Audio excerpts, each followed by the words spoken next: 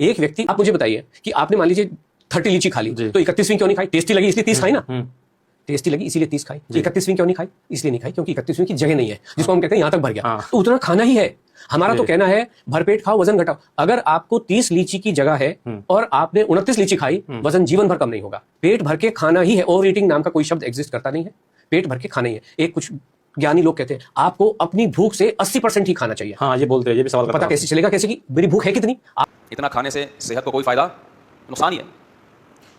جب آپ کھا رہے ہوتے ہیں, کھا لیا کھائے جا رہے ہیں, تو آپ اس وقت حقیقت دیکھنے میں تو آپ نے اپنے آپ کو یاد رکھا ہوا ہے, ایک نوالا بھی نہیں چھوڑ رہے آپ, لیکن حقیقت میں آپ اپنے آپ کو بھول گئے ہو. کیوں بھول گئے ہو؟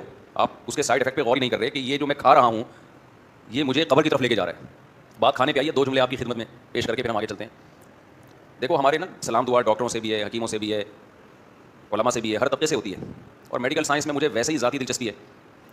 یہ بات خوب اچھی طرح کھوپڑی میں بٹھا لیں کہ جو ڈاکٹر آپ کو کھانے کا مشورہ دے رہا ہے نا, وہ آپ کی صحت کے ساتھ ظلم کر رہا ہے. انسان کی صحت کم کھانے میں ہے, بھوکا رہنے میں ہے. کھانے میں ہے ہی نہیں, ساری بیماریاں کھا کے پیدا ہو رہی ہیں. چھوڑ دو کھانا پینا, دیکھو فٹ فاٹ ہو جاؤ گے. آپ کو کھانا تو زندہ رہنے کے لیے ضروری ہے نا, تو زندہ رہنے کے لیے ضروری